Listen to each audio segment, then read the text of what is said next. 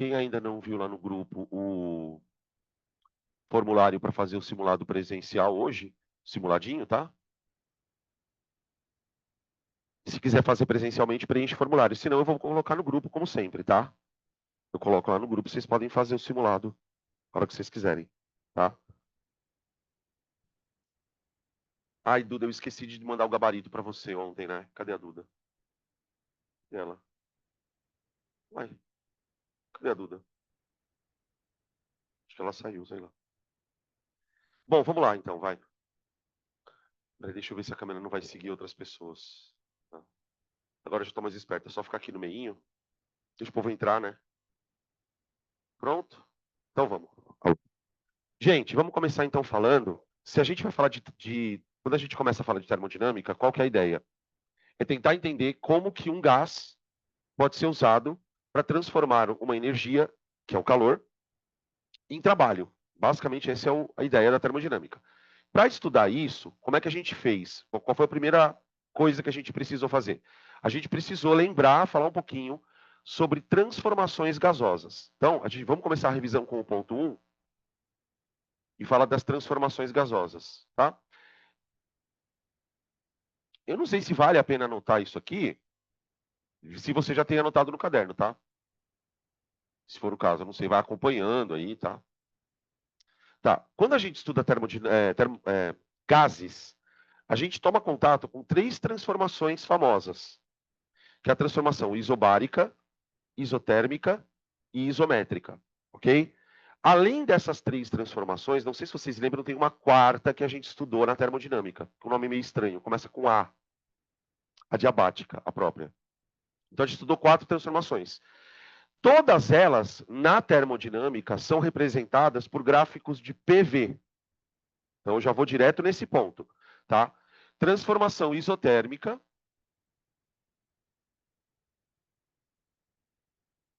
tá? Que num diagrama PV, e a gente sempre coloca nos diagramas PV, tá? Quando um gás sofre uma transformação em temperatura constante, o que a gente observa? Que a pressão e o volume são inversamente proporcionais. Então, tipo assim, se o gás está num volume grande, ele está numa pressão pequena. Se eu pego esse gás e diminuo o volume, se eu comprimo esse gás, a pressão tende a subir. Então, quando eu represento grandezas inversamente proporcionais em gráficos desse tipo, PV, a gente tem uma curva que parece não é uma parábola, tá? É uma hipérbole. Assim, ó. Beleza? Se o gás vai de A para B, o que ele está sofrendo? Expansão. De B para A, contração, tá? Beleza? Beleza. Aí depois a gente falou, eu vou deixar um espaço aqui embaixo, porque a gente vai anotar uns negócios nela, tá? Então eu vou colocar do ladinho aqui a outra. Isobárica.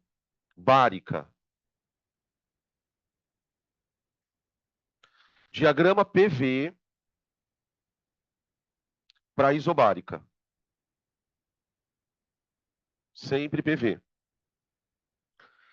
Imagina um gás agora sofrendo uma transformação onde a pressão não varia, pressão constante.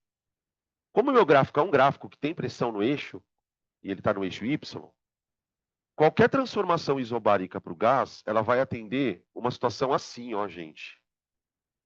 Ó.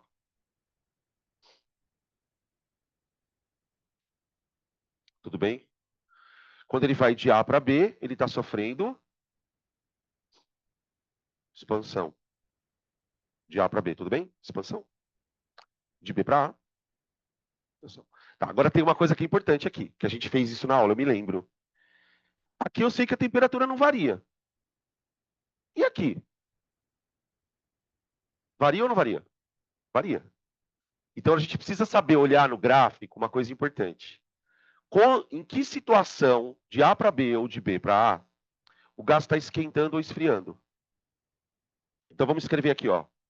Se for de A para B ou de B para A. Por que isso aqui é importante? Porque lembra que tem uma tal de energia interna no gás? É. E a gente precisa saber que a energia interna depende da temperatura. Então, para eu saber se um gás aumentou ou diminuiu a energia interna, eu preciso saber se ele aumentou ou diminuiu a temperatura. A gente vai chegar na revisão, tá? Na hora que você lembrar. Então, pensa. De A para B, o gás não aumentou a pressão, mas aumentou o volume, não é? O que precisa acontecer com o gás para ele aumentar o volume sem perder pressão? Tem que esquentar. Porque se você não esquentar o gás e ele aumentar o volume, o que acontece com a pressão? Ela cai. Então, de A para B, houve aumento de temperatura.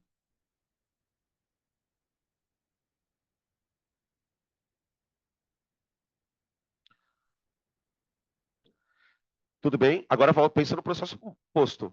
De B para A, ó, ele contraiu. Mas ele contraiu sem perder pressão.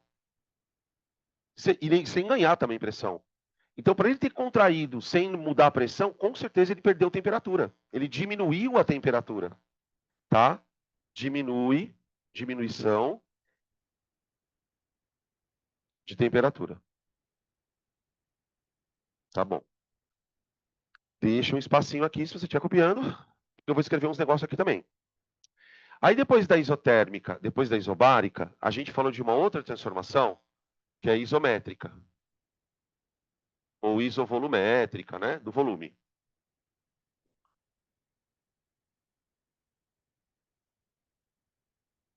Então, diagrama PV para volume constante. Tá? Então tá aqui, ó. Então, cuidado. Para pressão constante, eu tenho isso aqui. Agora, se eu quero representar um processo com volume constante, a única coisa que vai mudar é a pressão. Então eu faço isso, ó. Qualquer gráfico de volume constante, ele está fazendo isso, ó.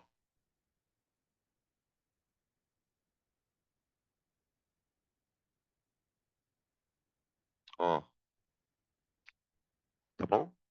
De A para B ou de B para A. Aqui acontece o mesmo problema, gente.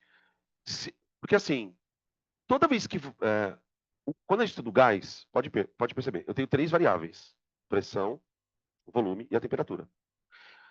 Gente, não tem, por causa da matemática isso, não tem como você mexer uma variável e uma outra não mexer junto. Entende isso? No mínimo, o gás ele sofre duas variáveis, duas mudanças de variáveis, ou até as três. Então, por exemplo, se a pressão está mudando, mas o volume não, a temperatura tem que mudar. O que acontece com a temperatura de A para B e de B para A? Pensa aí. Quando o gás vai de A para B,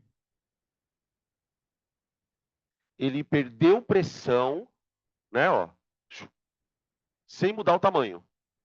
Então, tipo assim, pensa num botijão de gás. O exemplo bom é botijão porque ele não muda o volume. Imagina que tem um gás lá dentro. Imagina que esse gás começa a perder pressão, só que sem estar vazando, né? Porque se vazar vai perder pressão, óbvio. Mas imagina que o botijão está fechado e o gás perde pressão. Se o gás perdeu pressão, o que aconteceu com ele para ele estar, já que ele está no volume fechado? Ele deve ter perdido temperatura também. Ele deve ter diminuído temperatura. Esfriou, né? Diminuição de temperatura. Tá? E aí o contrário. Quando o gás vai de B para A, gente, ele está aumentando a pressão sem mudar o volume. Pum. Então é como se você pegasse, por exemplo, um botijão de gás ou um desodorante daqueles de aerossol e colocasse num lugar bem quente. O recipiente está com volume fixo, só que o gás está lá dentro e ele está ficando com cada vez mais pressão. Né? Então, aumento de temperatura.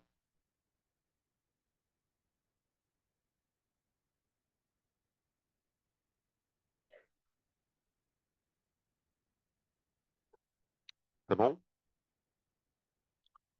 Beleza? Bom, aí, depois, essas três a gente estuda até na química. A gente usa até um pouco na química, né? Mas mais aqui. Além dessas três, a gente falou de uma outra transformação que para a termodinâmica é importante, é essa daqui, ó, a adiabática. Bom, vamos especificar bem claramente o que são as transformações adiabáticas para a gente entender que, por mais que o nome seja estranho, não é uma coisa absurda. A transformação adiabática é uma transformação que acontece. Isso que eu vou falar aqui não é uma definição, tá? Eu vou dizer quando ela acontece. A transformação adiabática acontece quando, por algum acaso, o gás é obrigado ou a expandir ou a contrair de maneira muito rápida. Ou blue. Toda vez que há esse tipo de processo, ou uma expansão, contração rápida, ocorre o processo adiabático. Então vamos escrever aqui, ó. Contração rápida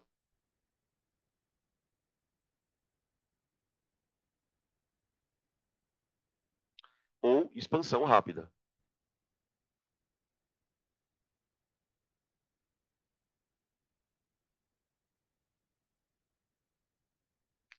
Agora, espera um pouquinho aqui. Volta para essa transformação aqui, ó. Essa daqui o gás não está expandindo ou contraindo? Posso chamar ela de adiabática? Essa pergunta é fora. Primeiro porque assim, se você não sabe o que é adiabática, tenta não pensar nos nomes. Tenta imaginar o seguinte: isso aqui é um processo, pode ser um processo adiabático ou não. Para eu saber se esse processo é adiabático ou não, gente, sabe o que eu teria que saber? Se isso aqui está acontecendo rápido ou lentamente. Isso é uma questão. Uma outra questão. O que é uma bendita de uma transformação adiabática? Porque a gente já discutiu esse assunto. Uma transformação adiabática é uma transformação, não é onde a temperatura não varia. A temperatura não variar é a isotérmica. A transformação adiabática é uma transformação onde o gás, o processo ele é tão rápido que o gás ele não consegue trocar calor com o ambiente onde ele está.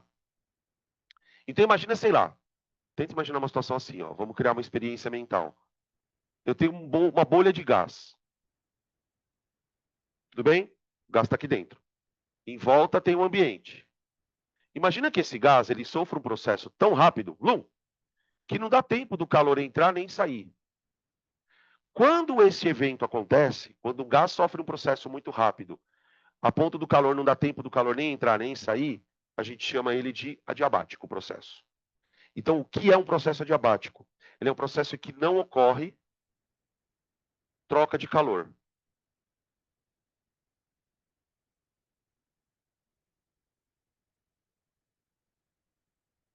Gente, agora vamos parar um pouquinho para perceber qual é o perigo que está acontecendo aqui na lousa. O que é um processo isotérmico? Temperatura não varia. O que é um processo adiabático? Não troca calor. Se um gás não troca calor com o ambiente, ele não vai variar a temperatura, certo? O que vocês acham disso? Isso é um grande erro. Não é porque um gás não troca calor que a temperatura não varia. Isso é uma coisa super difícil de entender. Uma coisa é um gás sofrer um processo onde a temperatura dele não muda. Outra coisa é um gás sofrer um processo onde ele não perde calor, nem ganha calor. E por que isso é muito difícil das pessoas entenderem? Porque você fala assim, caralho, mas espera um pouquinho. Se o processo não perde, se o gás não perde nem ganha calor, ele não vai, ele deveria não mudar a temperatura, pois é justamente o contrário. Esse processo aqui, ele causa mudança de temperatura no gás.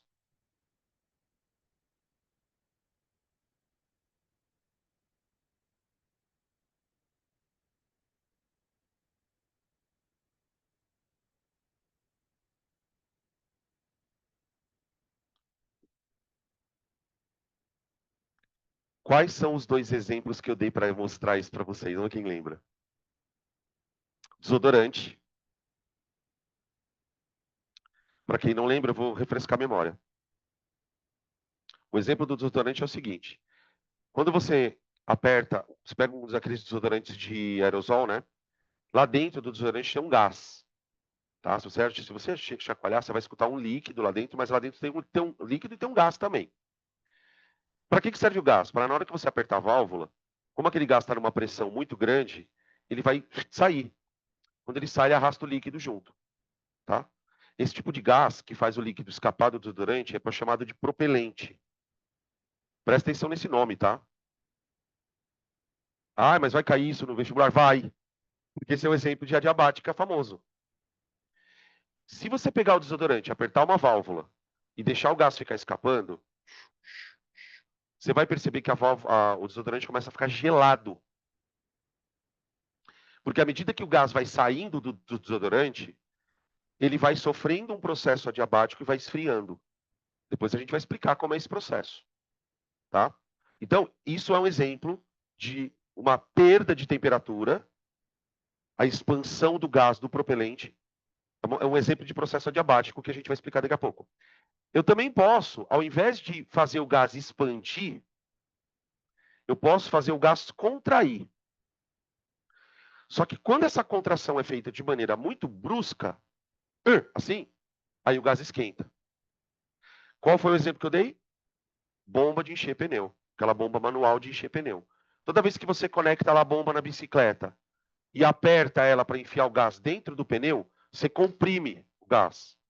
Aperta, aperta, aperta. Conforme o tempo vai passando, a bomba vai ficando quente. Você pega no finalzinho da bomba, ela está quentinha. De tanto que você comprimiu o gás adiabaticamente. Como é uma compressão rápida, pá, pá, ela é adiabática. Tá? Então, compressão na bomba de encher pneu. Compressão, bomba manual.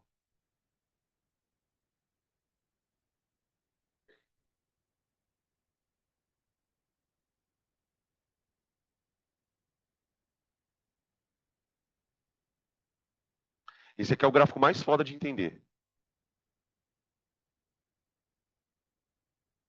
Espera aí.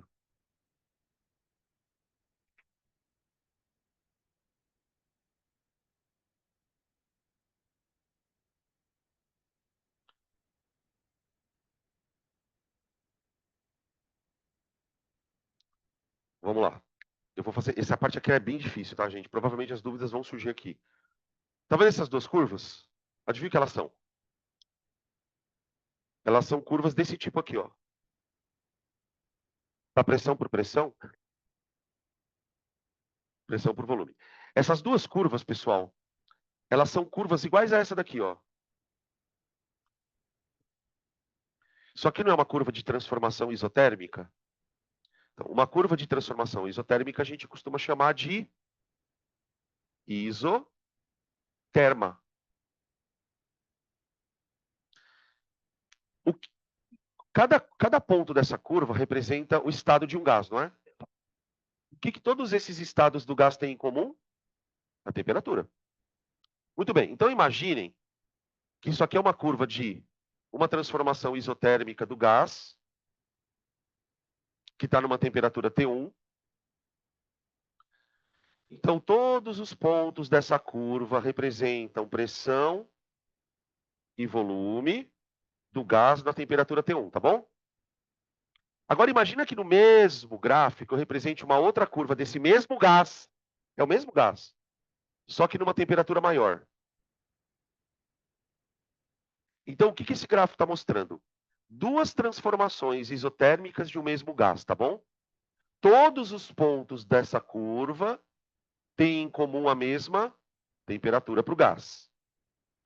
Todos os pontos que estão, alô, nessa curva têm em comum a mesma temperatura, não é? Agora, presta atenção no que eu vou fazer. Vamos ver se vocês estão acordados. Agora é hora do constrangimento, hein? Ixi, só tem coisa azul. Ah, não, tem o vermelho aqui. Dá o nome da transformação gasosa de A para B.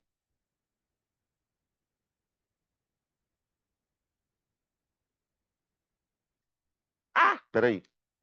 Caceta. É que quando eu vou escrever, a parte da minha mão apaga. O que é isso aí? Isobárica. Ali, ó. O segundo gráfico, não é? Tá bom. Agora, de B para C.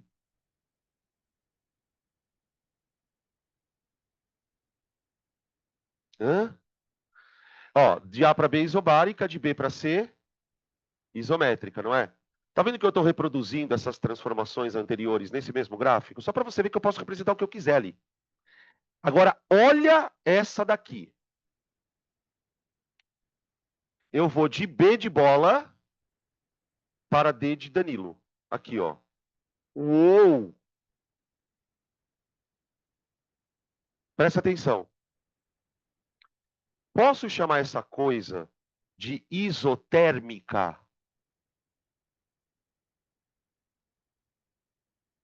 Não? Por que não? Caramba, eu pulei de uma curva para outra. Então não pode ser isotérmica. Ela é isométrica. Deixa eu botar delta D de doido aqui, peraí. Ela é isométrica, gente? Não é também, porque ela foi de um volume menor para um volume maior. E também não é isobárica. Esse tipo de transformação de B para D, ó, ou de D para B, tanto faz, né? A gente pode fazer a setinha de vai e volta. É a transformação adiabática. O... Agora você fala assim, professor, mas por que você está me mostrando tudo isso, criatura? Porque, primeiro, existem exercícios onde você vai ser obrigado a identificar essas transformações. Ele vai te propor algum gráfico. O que está acontecendo aqui? Se forem esses gráficos aqui, que os três primeiros, eles são realmente mais tranquilos de você perceber. Agora, para eu representar uma transformação tão estranha quanto a diabática, eu tenho que usar, primeiro, duas curvas isotérmicas. Então, quando você perceber que o gráfico tem duas isotérmicas e a transformação que o exercício está te propondo, ela vai de uma isotérmica para outra, você pode ter certeza que isso é uma transformação adiabática. E aí é fácil você saber se está acontecendo expansão ou contração. Por quê? Por exemplo, ó, se eu vou de B para D, o que está acontecendo aqui? Expansão. Então, ó, expansão rápida. Vamos colocar aqui, ó, de B para D. E de D para B, contração rápida. Quer decorar uma coisa? Para não atrapalhar muito a sua vida? Porque assim, a gente vai explicar lá na frente, mas se você puder decorar isso, ajuda bastante.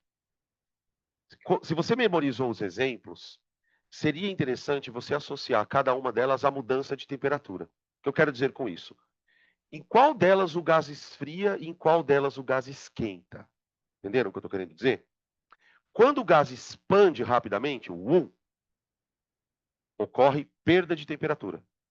É o caso do desodorante. Então, ó, diminuição de temperatura.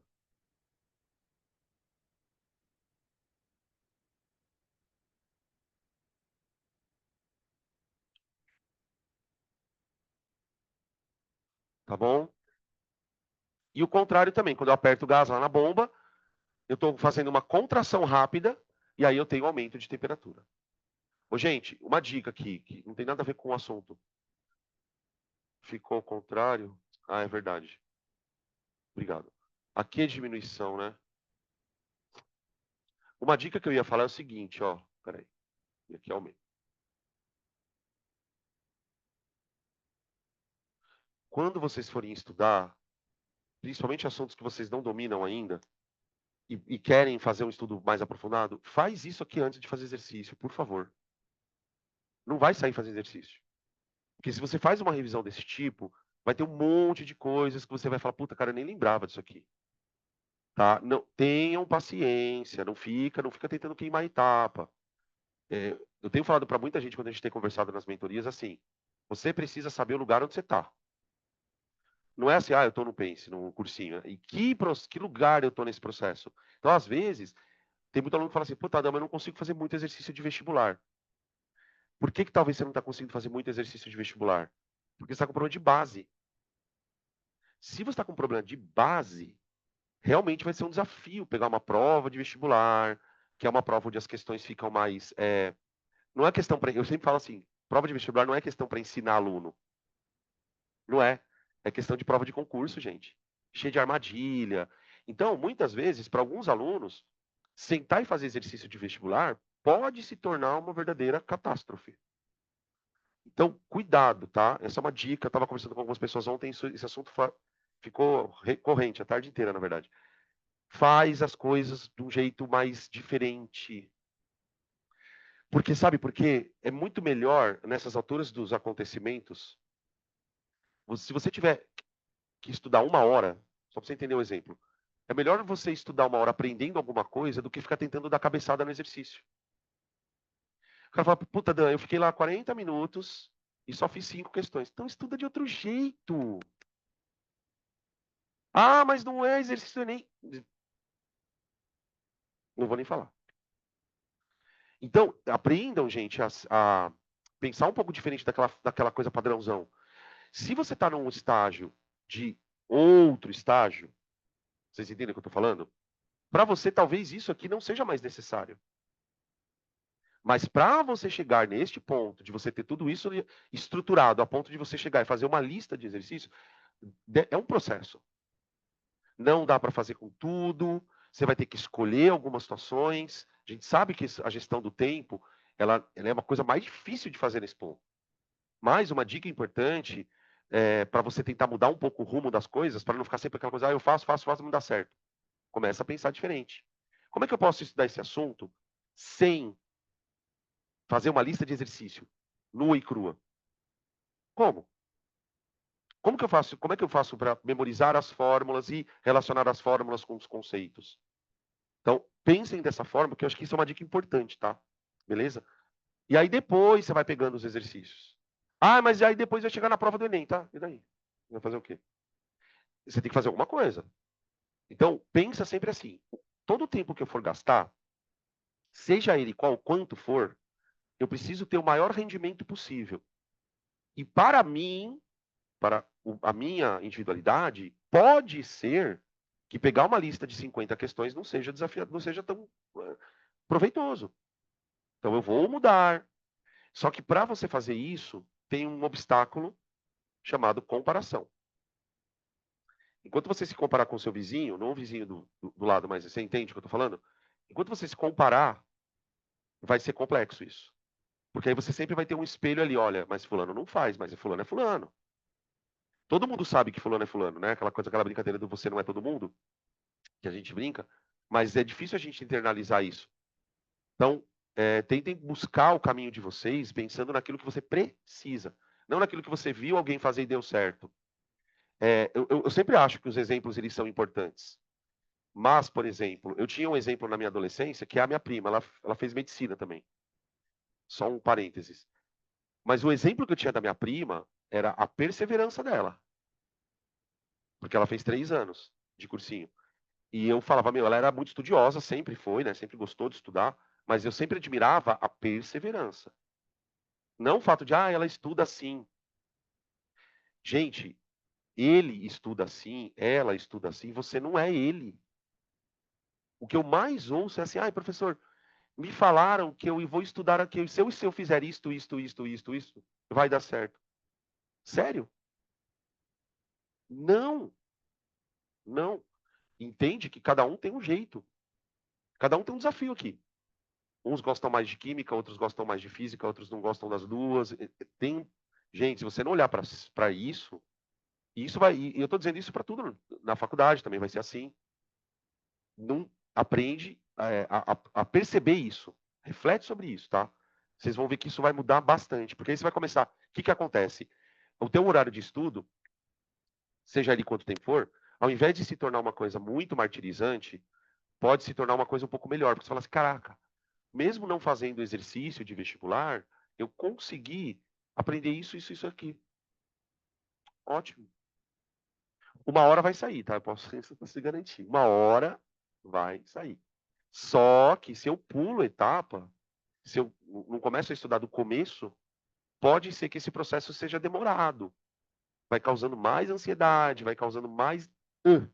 Então, pensa um pouco sobre todas essas questões que eu acho que vale a pena, tá? Bom, tirando essa digressão aí, voltando aqui no negócio do diabático. Então, para ele mostrar esse tipo de coisa, ele vai ter que te mostrar 2 curvas de auxílio, digamos assim, tá? Uma isotérmica, outra isotérmica, e ele pulando de uma para outra. Outro detalhe que a gente também discutiu, mas eu vou colocar aqui. T1 é menor que T2. Tá bom? Beleza. Beleza, esse é o primeiro ponto que a gente precisou revisar. O que acontece dentro de uma máquina térmica? Tudo isso junto, tá? Isso aqui que eu estou mostrando são coisas pequenas, são processos pequenos que a gente vai associar para aquilo virar uma máquina, tá bom? Guarda essa informação. A segunda coisa que a gente tem que revisar aqui é a questão das energias. Então, que é a primeira lei da termodinâmica. Primeira lei. A primeira lei, ela é uma lei que a gente já estuda ela na física em vários outros momentos, só que cada vez que você estuda, ela está com um nome diferente. Todas essas leis que a gente estuda, por exemplo, lá na aula de trabalho, ontem, lembra que a gente falou do teorema da energia cinética? O teorema da energia cinética fala que trabalho vira variação de energia cinética, não é? Ou seja, trabalho gera movimento. Tudo bem? E se eu conseguisse fazer um gás trabalhar para mim? Eu conseguiria gerar movimento. Então, para um gás fazer alguma coisa se mexer, ele precisa gerar movimento. Movimento é energia, não é? De onde eu vou tirar essa energia para as coisas se movimentarem? Eu percebi aqui que tem várias coisas. Por exemplo, essa transformação aqui, ó, nessa transformação aqui e nessa daqui, o volume do gás não varia? Imagina se eu pudesse usar essas transformações para fazer o gás ficar fazendo isso, ó. Aí eu consigo gerar uma coisa que se mexe. Então, o que a primeira lei da termodinâmica vai mostrar para mim? Que para você fazer um gás trabalhar, você precisa dar energia para ele fazer isso aqui, ó. E essa energia, ela vem na forma de calor. Tudo bem? Só que tem um problema. Quando você dá calor para um gás, uma parte desse calor normalmente é usado para o gás esquentar, não é? Essa energia que o gás usa para esquentar, ela é uma energia que está dentro da molécula. Tanto é que a gente chama ela de energia interna. Então, na primeira lei, a gente relaciona calor, a gente relaciona o trabalho do gás e a gente também considera que o gás ele pode reter, acho que essa palavra é uma palavra boa para usar, reter ou guardar energia dentro de si. Da mesma forma que ele pode guardar energia dentro de si, ele pode perder energia também. Quando um gás sofre esse tipo de evento, de reter energia ou perder energia interna, a gente diz que ele sofreu variação dessa energia. É a variação da energia interna.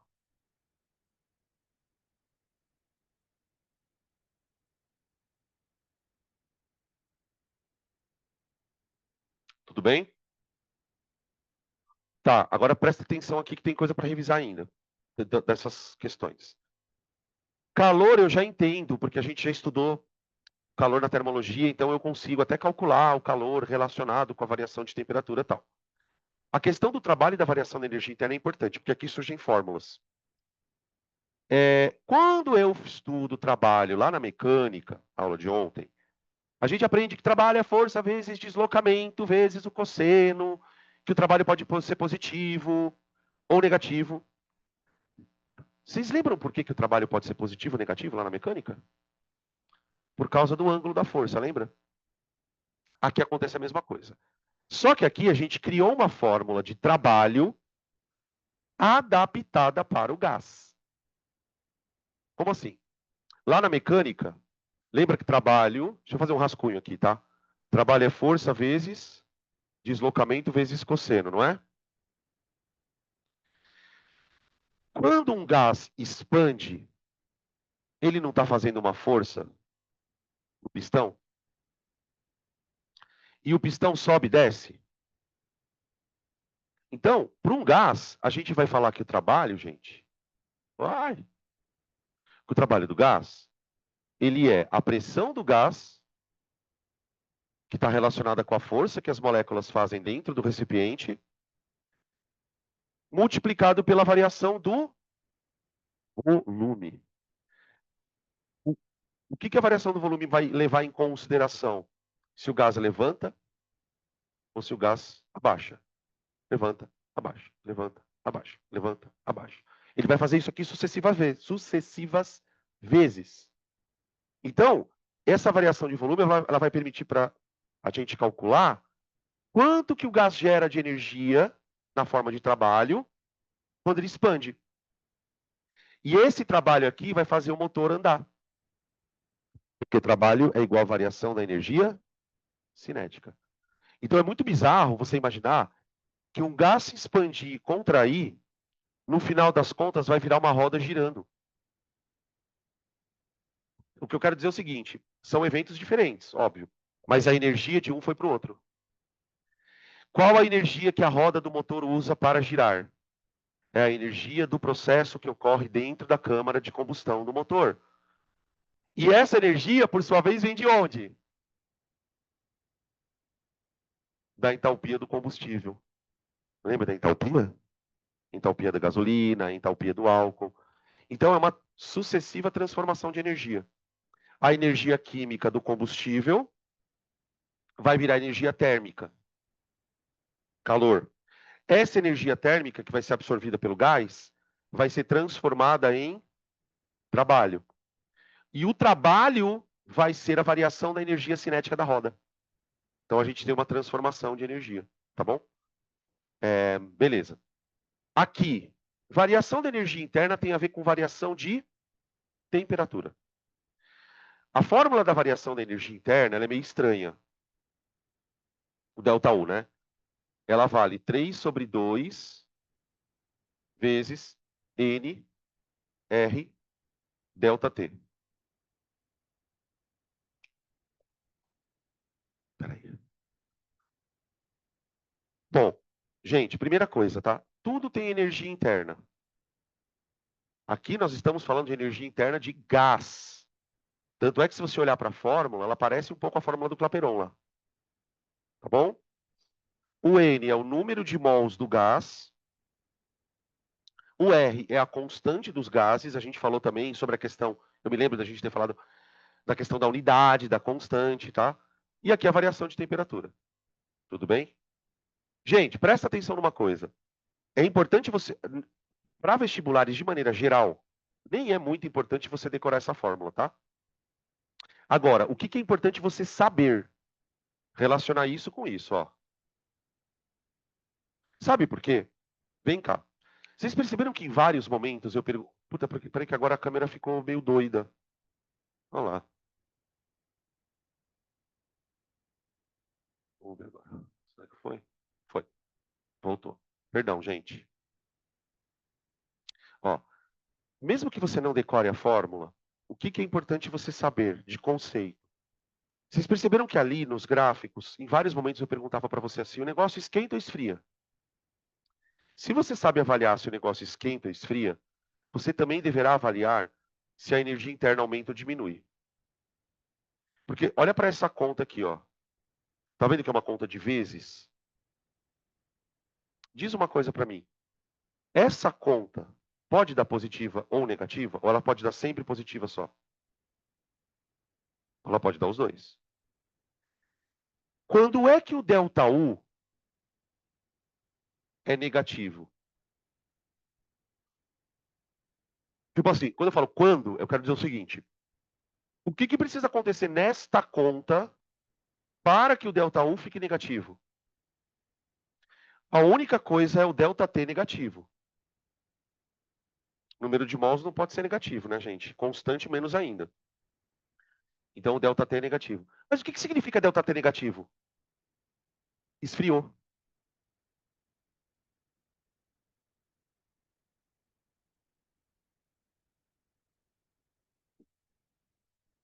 Resfriamento. E se o gás esquenta? Para o gás esquentar, o ΔT tem que ser positivo, não é? Subiu a temperatura. Se o ΔT for positivo, automaticamente o ΔU também é. Essas duas coisas estão atreladas por causa da conta. Ah, então quer dizer que o aumento da energia interna ocorreu e causou um aumento de temperatura. Gente, faz sentido. Ah, a temperatura não mede a energia das moléculas? Energia de agitação. Se o cara está recebendo calor e as moléculas estão absorvendo esse calor, estão absorvendo essa energia, elas vão se agitar mais. Então, uma coisa tem a ver com a outra, tá? Aqui, eu vou escrever aqui diminuição de temperatura e aqui aumento.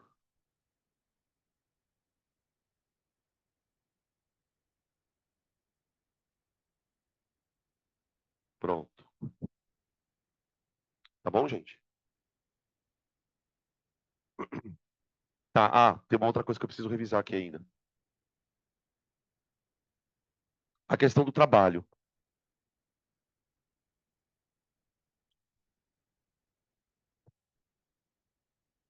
Vamos falar um pouquinho sobre a questão. Nossa, só quem tomou sabe, né? Quem tomou aqui isso já? Hoje. Cara, não passa perto de lá. Não. Hoje tá foda. Misericórdia. Ah, nossa, tá muito forte, cara.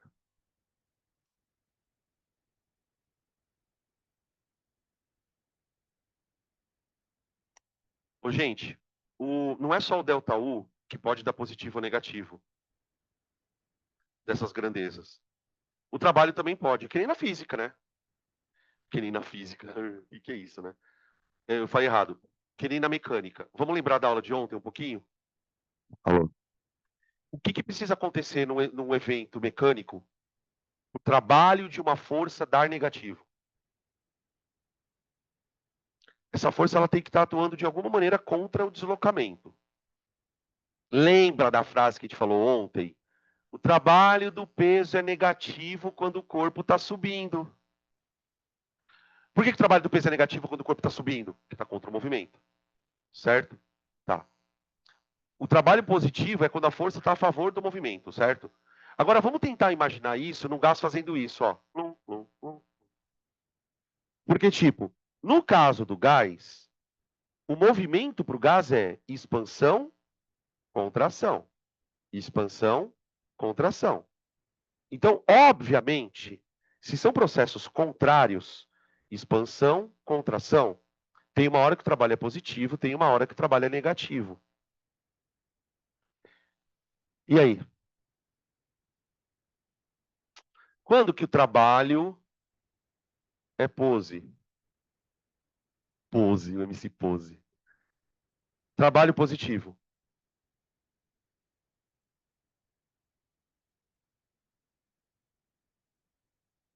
E aí, gente? O que precisa acontecer com o gás para ele fazer trabalho positivo? Se você olhar aqui na fórmula, a única coisa que pode mudar o sinal é o ΔV. Pressão não tem positiva ou negativa, tá, gente? Pressão é pressão. Mas o ΔV pode. Então, veja, da mesma forma que o ΔU depende do ΔT, o trabalho depende dessa coisa aqui, ó. Então, para o trabalho ser positivo, ΔV, positivo. Para o trabalho ser negativo, ΔV, negativo. ΔV positivo significa expansão, exatamente. Expansão. E aqui, contração. Beleza. Bom, como que essas energias se relacionam com a primeira lei? A primeira lei define, então, que como a energia é quando a gente começou a estudar energia lá na parte de mecânica, a gente falou sobre sistemas conservativos, certo? E para nós, eu tenho a seguinte realidade aqui.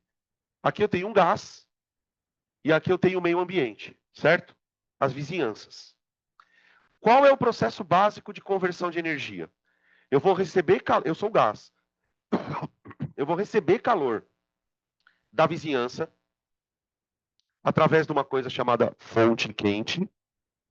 Aí, a hora que eu pegar esse calor, eu vou usar uma parte dele para me movimentar e uma parte desse calor vai ficar guardada dentro de mim. É como se você recebesse um dinheiro, tenta usar a analogia do dinheiro que ela é bem fácil de você perceber isso. Você recebe um dinheiro, seria o calor. Uma parte desse dinheiro você vai usar para suas coisas, vai gastar eles, vai se divertir. Então você vai fazer trabalho. Mais uma parte você deixa guardado ali dentro. Então, o que a primeira lei garante? Que neste processo de eu pegar calor, gastar uma parte e guardar o resto, não pode desaparecer energia. Não pode. Então, por exemplo, faz uma conta rápida comigo. Você ganhou 20, gastou 8. O que aconteceu? Ganhei 20 e gastei 8. Guardei 12. Ganhei 20 e guardei 19. Gastei 1. A primeira lei da termodinâmica faz isso. Ela te diz o quanto você ganha tem que ser igual ao que você gastou mais o que você guardou. A primeira lei não diz que você tem que guardar, ela não diz que você tem que gastar. Ela só diz o quê? Que tudo que eu ganhei, uma parte eu gasto, outra parte eu guardo. Pronto. Isso aqui vai nos ajudar a calcular basicamente isso aqui, ó. Tá? E daqui a pouco a gente vai começar a entrar nas coisas novas. Ah,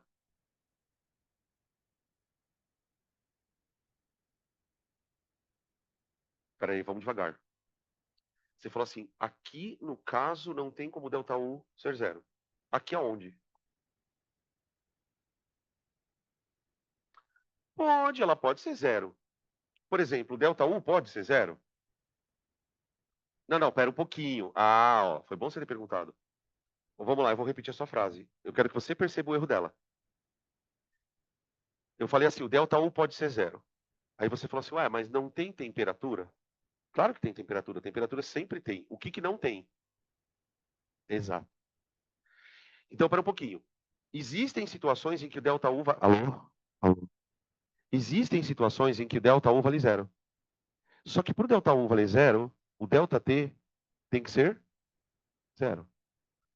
Tá, agora vamos lá. Olha para os gráficos que a gente mostrou no começo da aula. Esse, esse, peraí que eu tô chegando, aqui, ó, e esses outros. Tem algum deles onde a variação de não existe variação de temperatura? Sim, existe. Quem? Isotérmica. Então, quando um gás sofrer uma transformação isotérmica, a energia interna não aumenta nem diminui. Tá bom? Isso vai trazer para a gente várias outras conclusões, tá? A gente vai mostrar. Outra coisa, já que você falou do negócio zero, vamos falar do trabalho zero também, vai. Dá para o trabalho ser zero?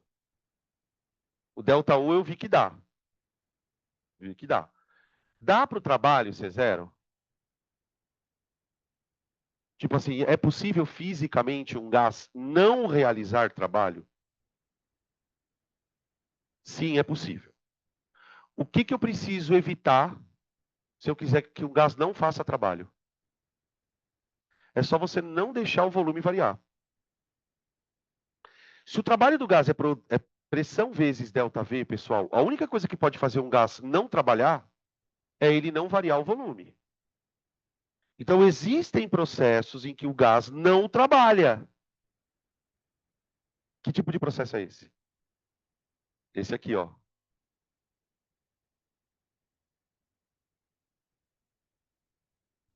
Esse aqui, ó. Esse é um processo que quando o gás vai de A para B ou de B para A, ele não trabalha. Tá?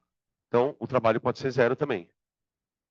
W igual a zero, ΔV igual a zero, isométrica.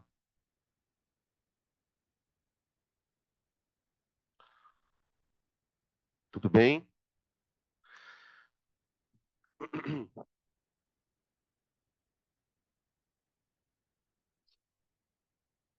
A segunda parte da história. Então, vê.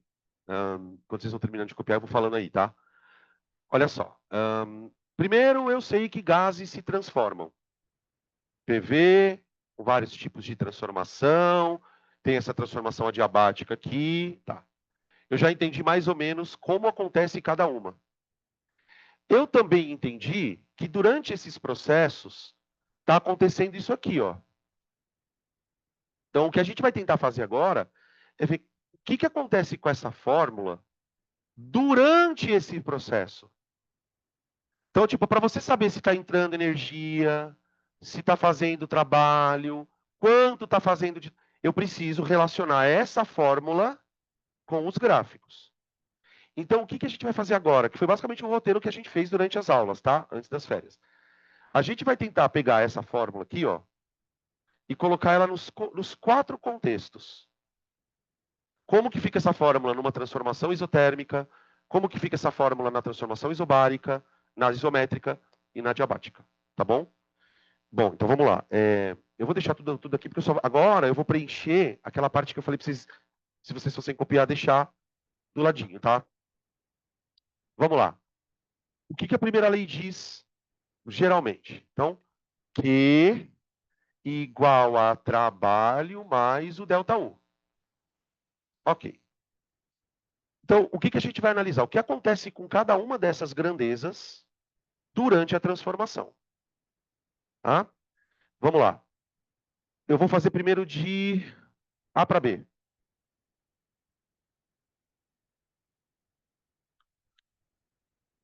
O que aconteceu com o volume de A para B? Aumentou. Isso é claro? Guarda isso. O volume aumentou. Qual dessas 3 grandezas tem a ver com o volume? Eu já fiquei esperto nisso. O que aconteceu com a pressão? A pressão caiu, tá? E a temperatura não mudou. Opa, tem alguma coisa aqui que tem a ver com temperatura.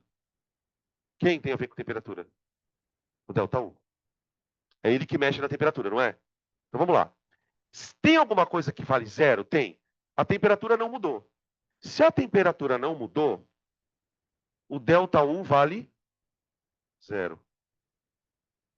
Então, primeira regra que eu aprendo. Em toda transformação isotérmica, o delta U vale zero. Olha para essas frases de questão de múltipla escolha, de VOF. Ó, em toda transformação isotérmica, o delta U vale zero. Você precisa entender isso, gente. O dia que essa frase fizer sentido para você, você não precisa mais anotar ela no caderno. Não tô falando que vai acontecer isso com tudo, né? Óbvio. Mas você entende? Qual é sentido nisso? Peraí. Não mudou temperatura. Delta U zero não mudou energia interna. A temperatura tem a ver com energia interna. Você incorporou. Tá, agora vamos lá. Agora, se o delta U é zero, que é igual a trabalho, não é? O que significa isso fisicamente? Se você tivesse que explicar com palavras, Q igual a trabalho, o que isso quer dizer na prática? Que toda a energia que você recebeu, você usou para trabalhar. É o famoso torrei tudo, velho. Não sobrou nada. Entende? Toda vez que ocorre um processo isotérmico, todo o calor vai ser convertido em trabalho. Então vamos devagar. Delta U igual a zero, tá? No processo AB, o que aconteceu com o volume? Aumentou. Então o trabalho é positivo, não é? Trabalho positivo.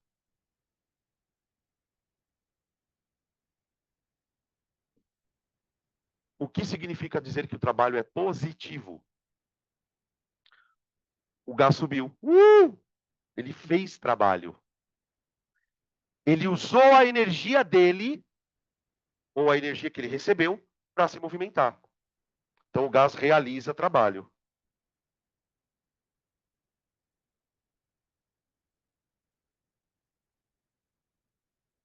Beleza? Mas pera um pouquinho. Se o ΔU é zero, vocês falaram que de A para B isso aqui é positivo.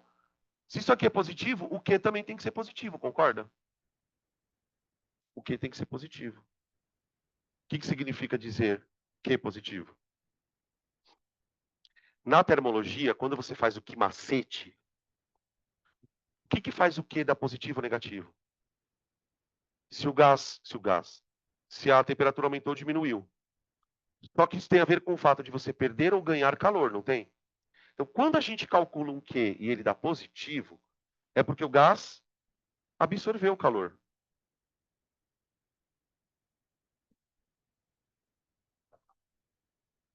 Então, vê se você entende essa frase agora. Ó. Como ΔU é zero, todo o calor que o gás ganhou foi usado para realizar trabalho. Tudo bem? Quando o ΔU é zero, os dois têm que ter o mesmo sinal, o trabalho e o calor. Então, se um é positivo, o outro tem que ser positivo também. Ou seja, se eu absorvo o calor, eu realizo o trabalho. Agora vamos fazer o contrário. Imagina uma situação em que o gás está indo de B para A, sem mudar a temperatura. Não está mexendo na temperatura. Então, quer dizer, o ΔU continua sendo zero. Qual que é o problema dele ir de B para A? Quando ele vai de B para A, ele não está contraindo. Se ele está contraindo, o trabalho é negativo. Então, peraí, deixa eu escrever isso aqui. Espera um pouquinho. Eu preciso dar um significado físico para o negativo do trabalho, gente. O negativo na física sempre tem significado. Vocês já repararam isso? O que é o negativo para o trabalho? Pensando num gás. Ele sofre trabalho. Empurraram ele para baixo. Alguém empurrou o gás para baixo. Porque, gente, o gás ele não vai do nada subir e descer. Se você quer que o gás sobe, provavelmente você vai ter que aumentar a pressão do gás. Quando eu quiser que o pistão do motor volte, eu preciso que alguma coisa empurre o gás. Então, neste processo, a gente vai dizer que o gás sofre trabalho.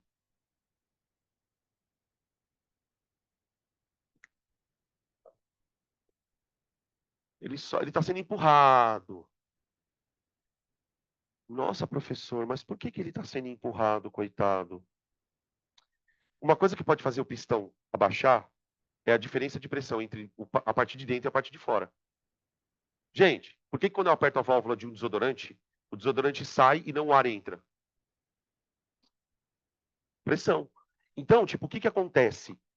Essa coisa de ficar fazendo o pistão subir e descer do motor tem muito a ver com a pressão do gás lá dentro. Quando eu quero que o pistão suba, eu aumento a pressão do gás. Quando eu quero que o pistão desça, eu diminuo a pressão do gás aqui de dentro. Aí ele é empurrado para baixo. Só que nesse caso, então, quando o gás está sendo empurrado para baixo, como ele está perdendo, como ele está sofrendo o trabalho, o que obrigatoriamente também é negativo. O que significa dizer isto? Que quando acontece esse processo aqui, ó, dentro do motor, na fase de volta do pistão, o gás está perdendo calor. O gás está perdendo calor.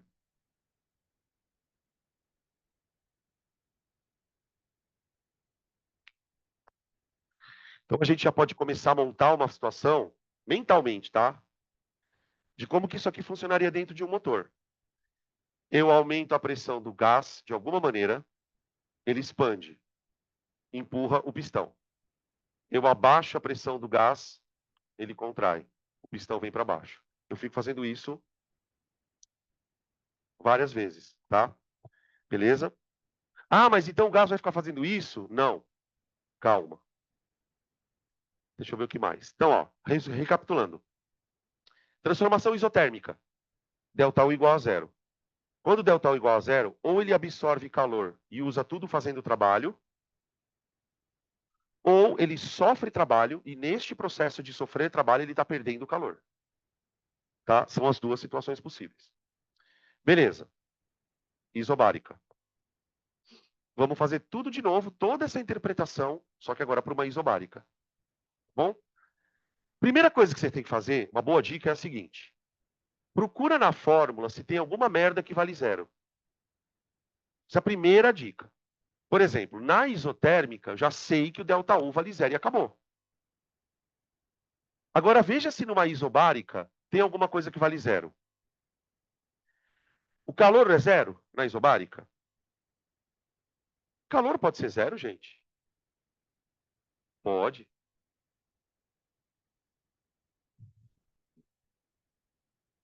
Olha ela aqui, ó. A transformação adiabática é aquela em que o gás nem perde nem ganha calor. Aqui o calor é zero. Aqui não.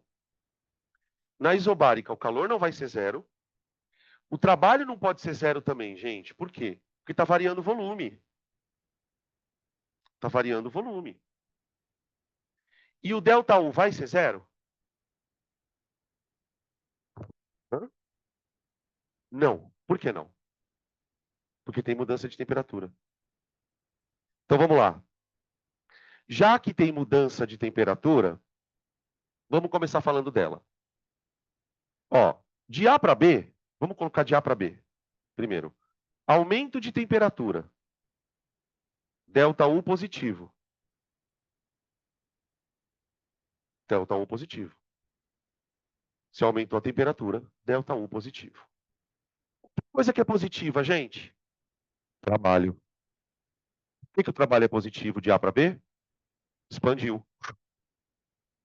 Agora, gente, pensa comigo. Se o calor é trabalho mais ΔU, e o trabalho e o ΔU são positivos, obrigatoriamente o calor também é positivo. Isso aqui eu gosto sempre de criar uma história na minha cabeça. Eu já falei isso para vocês, né? Então eu comparo cada coisa dessa com uma pessoa. Esse aqui, não preciso nem dizer o que ele é, né? É o vida louca. Porque ele recebe e gasta tudo no mesmo dia. Esse aqui é o normal. Ele absorve, ganha dinheirinho dele, usa um pouquinho lá nas coisas dele, nas baladinhas dele e guarda o resto. Então aqui o gás absorve calor. Uma parte desse calor ele usa para realizar trabalho e aumenta a temperatura. Isso aqui é o mais próximo do normal que acontece dentro de um motor. Porque, gente, não tem como na vida real um gás receber calor e não esquentar. Isso aqui é um processo impossível de você fazer na vida real. Tá? Agora, uma coisa dessa aqui já é mais plausível. Tipo, bom, o cara recebeu calor, tá? Expandiu um pouco, mas mesmo assim esquentou. Esquentou. Tá? Agora, pensa no processo oposto. DA, diminuição de temperatura. De temperatura.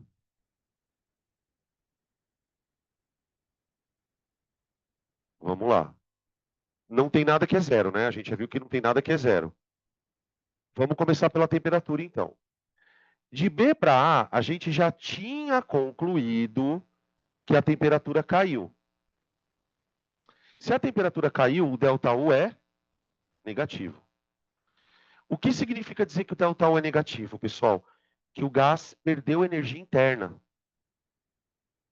Sabe aquela energia que ele estava guardado? Ele gastou ela.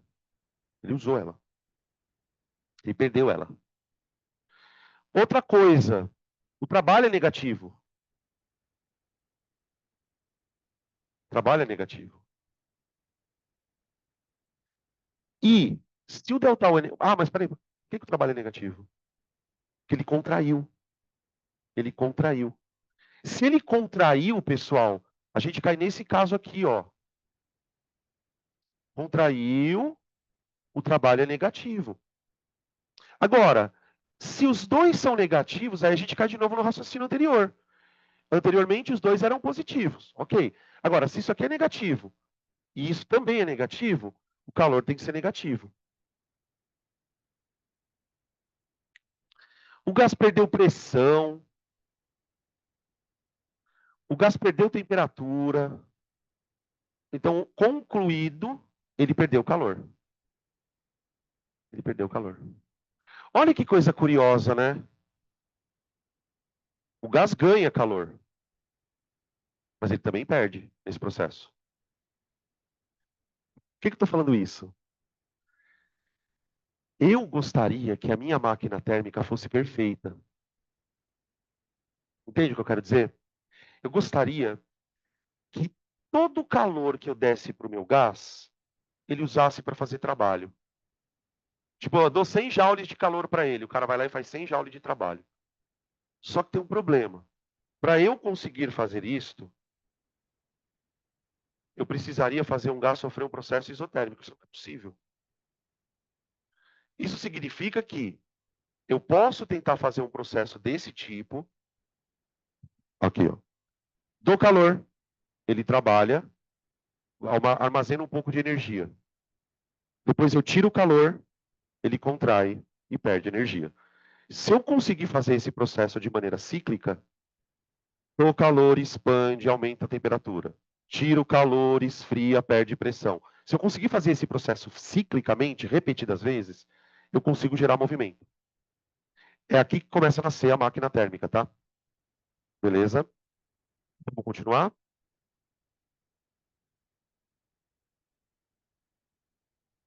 Agora vamos para o outro aqui. Transformação isométrica.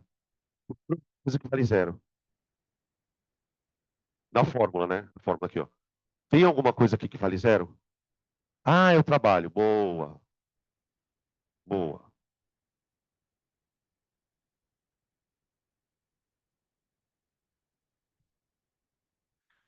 Gente, o que significa dizer, fisicamente falando, que o trabalho de um gás é zero?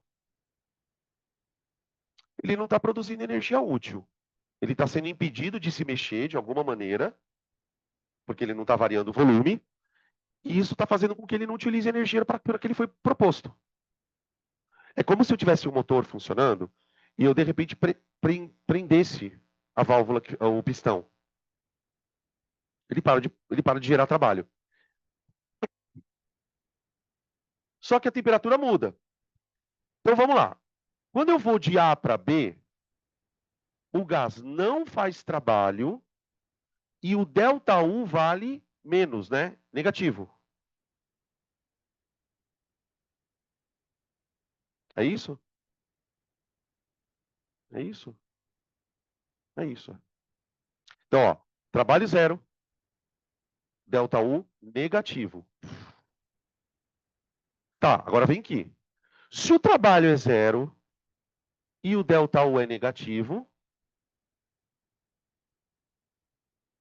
o Q também é negativo, não é? Só que é zero. Só que se isso aqui vale menos, é porque isso aqui também vale menos, porque eles são iguais, não são? Então aqui, o que está acontecendo com o gás? Alguém pode me descrever? Ele está perdendo calor sem contrair. Ele não está contraindo, ó. Ele está baixando a temperatura devido a uma perda de calor. Essa perda de calor não foi porque ele contraiu, foi porque ele diminuiu a pressão. Tá vendo que ele fez isso? Ó? Caiu a pressão? Caiu a pressão. Pronto, tá? Agora, de B para A, aumento de temperatura. Aumento de temperatura.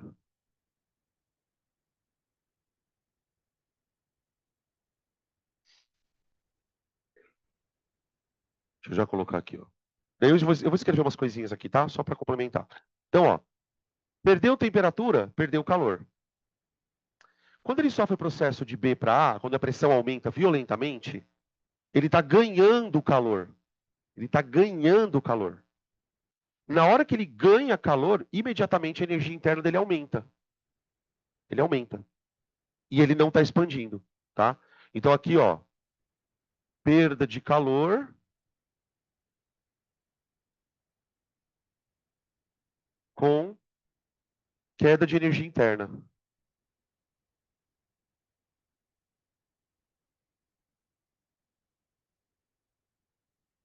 aqui ganho de calor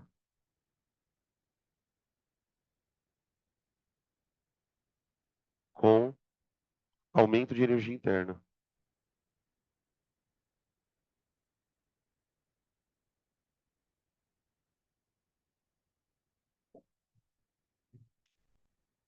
Tá bom?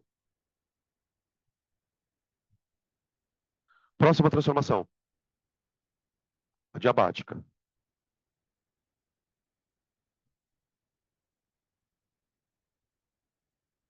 Gente, na transformação adiabática, o que que vale zero aqui da fórmula? Ó? O quê? Então lembra, é muito difícil você imaginar um processo onde um gás não perca nem ganhe calor. Porém, isso é possível.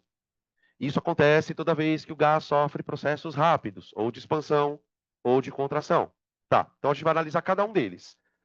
No processo. Então, agora eu vou pegar aqui, ó. Lembra que a gente tinha dividido em BD e DB? Então, ó, eu vou pegar BD. Vou colocar ele aqui, ó. BD. E eu vou escrever assim: expansão adiabática. Porque aparece assim nos exercícios, tá? Esse é o nome que fala. Então, vê. Você tem a expansão e adiabática, expansão isotérmica e expansão isobárica. Tudo isso, tá? Expansão. Bom, eu já sei que o Q vale zero. Só que agora acontece uma coisa muito curiosa. Quem é que vai explicar a história? Tipo assim, porque é uma coisa que eu não entendia, né? Quando eu aprendi esse assunto. Eu falava assim, caralho, mas se a porcaria do gás esfria e esquenta, como que isso pode estar acontecendo se ele não está trocando o calor? Tipo, essa é uma dúvida que me atormentava. Eu falava, isso é possível. E aí eu fui entender, na verdade, por conta da fórmula. Porque o que que acontece?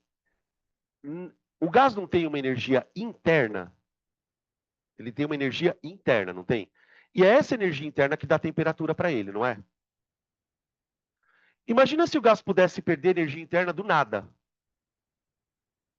Imagina que você tem um dinheiro na sua conta, guardado, energia interna. Você não recebeu nada. Surgiu uma emergência, você tem que gastar um dinheiro. Você concorda que nesse caso você diminui a energia interna? É o que acontece com o gás.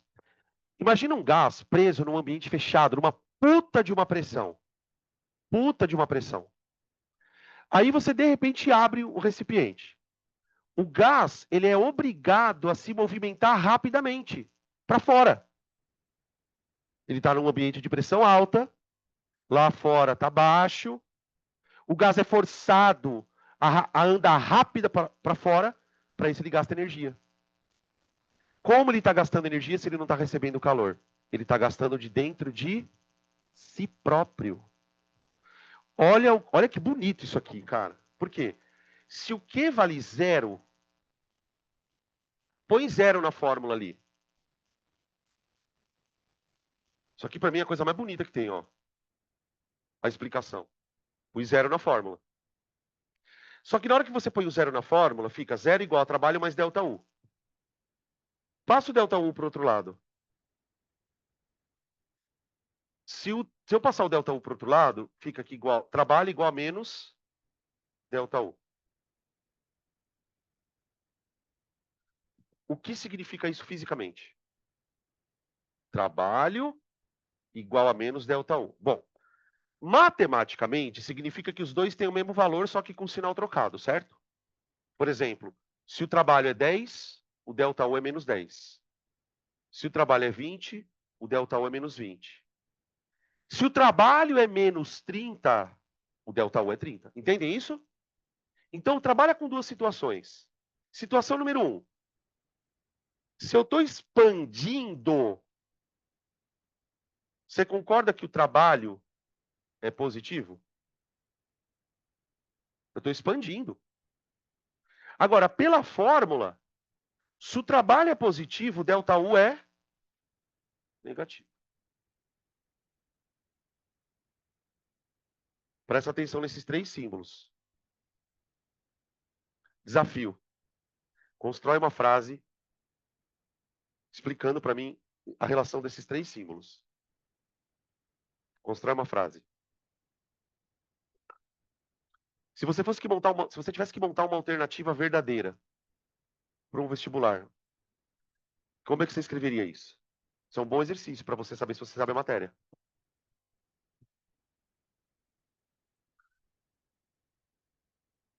Trabalho não é manifestação de energia? Então o gasto está fazendo trabalho, ele está usando energia, mas não está recebendo energia. Então ele está gastando de quem? Então eu, por exemplo, eu escreveria alguma coisa do tipo assim: num processo de expansão adiabático, a energia utilizada pelo gás na realização de trabalho provém da sua própria energia interna. Entenderam? E isso porque ele está expandindo. Isso porque ele está expandindo. Agora eu posso fazer o processo oposto. Oposto. Oposto. Opa, DB. Não. Você escreve. Pode escrever. Eu espero. O que você entendeu? Você lembra? Não? Nada. Então vamos construir junto? Vamos? O que você entende? Que vocês quiserem ajudar, fica à vontade, tá? Eu vou ajudar um pouquinho, tá? Q igual a zero, o que a gente pode traduzir Q igual a zero numa frase? O que vocês acham? Q igual a zero, vai. Não tem troca de calor. Eu posso traduzir, se eu quiser usar o não, se eu quiser trocar o não tem troca de calor por uma palavra, o que eu posso usar? Adiabática. Adiabática. Ah, então adiabática, não tem troca de calor, tá. Então, eu vou começar assim. Numa expansão adiabática, ok? Tá. Trabalho positivo. Preciso transformar isso numa frase. Ah, o gás está realizando o trabalho. Mas eu aprendi na minha aula de física com o Dan que quando o gás está realizando o trabalho, ele está aumentando a energia, está gastando energia. Então eu posso dizer assim, ó. Numa expansão adiabática, o gás realiza trabalho, certo? Tá. Espera um pouquinho. Se ele está realizando o trabalho, ele tem que gastar energia. De onde ele está tirando energia se ele não recebeu energia? Alô? Ah, peraí. Se ele não recebeu energia, de onde ele está tirando essa energia? De dentro dele. De dentro dele. Ele não perdeu energia interna? Então, ó, se eu não ganho nada e preciso gastar, eu tiro de dentro de mim. Deu para entender? Agora vocês criam a frase aí. Vocês estudam assim? Se vocês não estudam assim, vocês estão estudando muito errado. Dorme com essa. Para refletir, tá? Agora vamos ao contrário.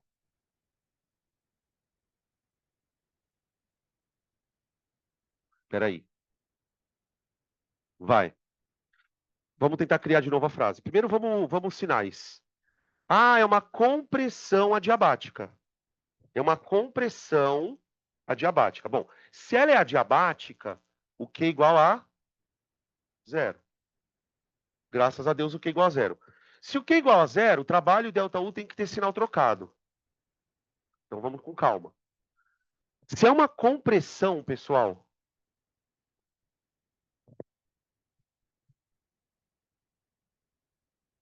uma compressão. O que dá para a gente concluir dessas duas grandezas com a palavra compressão? Compressão é queda de volume. Né? Porque ele está fazendo isso aqui, ó. Ah, tá. Se é uma queda de volume, quer dizer que o trabalho é negativo. O trabalho depende do volume. O gás está contraindo. Agora, se o trabalho é negativo, então o gás está sofrendo o trabalho, né? Ele está sendo empurrado para dentro. Tenta imaginar uma situação, agora ao contrário. Imagina que você tenha que forçar um gás a entrar dentro de um recipiente. Você concorda que você só vai conseguir fazer isso acontecer se você pressionar o gás, empurrar o gás para dentro do recipiente? Imagina se esse processo é muito rápido. Então o gás ele está sofrendo trabalho e está sendo comprimido, e isso vai fazer com que o ΔU seja positivo. Positivo. Agora vamos transformar isso na frase. Quando o gás sofre uma compressão abrupta,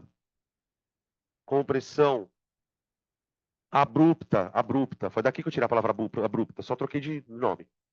Então, quando o gás sofre uma transformação abrupta, adiabática, ele sofre trabalho, porque de alguma maneira ele foi comprimido de maneira forçada, e isso vai fazer com que a sua temperatura aumente. Ó, porque o ΔU é positivo. A variação da energia interna é positiva. Então isso vai fazer com que o ΔU aumente. Agora, pera um pouquinho. Pensa comigo, vai continuando concentrado aí. Se o gás esquentou, é porque ele ganhou energia. Como ele pode ter ganho energia se ele não trocou calor com o ambiente? De onde vem essa energia? Essa é boa, essa pergunta é foda. Eu vou repetir a pergunta. Eu quero que todo mundo pense o maior tempo possível. Depois eu respondo, tá? Mas tenta ficar pensando na pergunta. O gás foi empurrado para dentro, não foi? Comprimir. Ele não recebeu calor durante esse processo, mas mesmo assim ele esquentou. Cara, como que pode ele ter ganho energia para esquentar? Ele teve que aumentar a energia interna.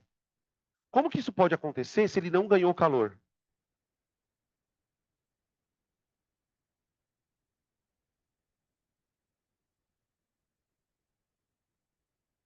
Isso é bizarro. Sabe como ele ganhou energia? O empurrão. Quando o gás de alguma maneira foi empurrado para dentro do recipiente, pensa na bomba de encher pneu, que aí é bem fácil de você perceber a situação. Você tem lá uma bomba. Ela tem um cilindro, né? E aí ela tem uma válvula com um pistãozinho lá dentro.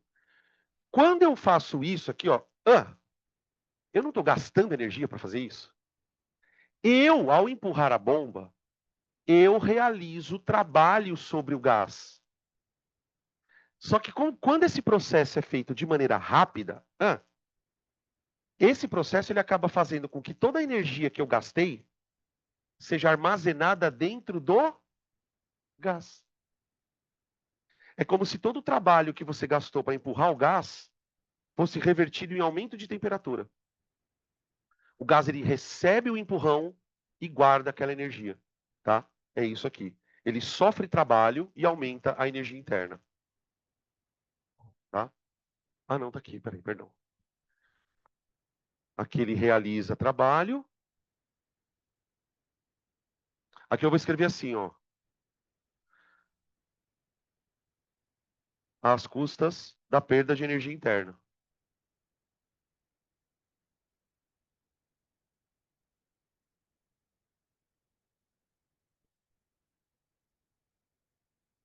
Eu abreviei aqui, tá, gente? No primeiro caso, eu escrevi assim, ó. Realiza trabalho às custas da perda de energia interna. Aqui é o contrário. Sofre trabalho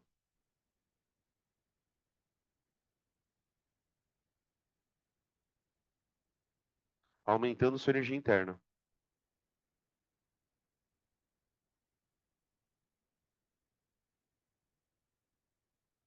Ah, puta, pera um pouquinho. Eu esqueci de falar uma outra coisa. Na verdade, não é uma outra coisa, é uma dica que pode aparecer em exercício, porque já apareceu. Esse processo aqui, pessoal, sobretudo esse processo de expansão adiabática, ele é uma das coisas, pelo amor de Deus, tá? Uma das coisas que explica processos de formação de frentes frias. Por exemplo, sabe aquelas situações em que, por exemplo, aqui em Cuiabá, nessa época do ano, até que é bastante comum. Você está com um dia bem quente, em horas assim, a temperatura despenca, né? Esse tipo de formação de frente fria muito abrupta pode ser explicada por situações desse tipo aqui. Como que funcionaria isso?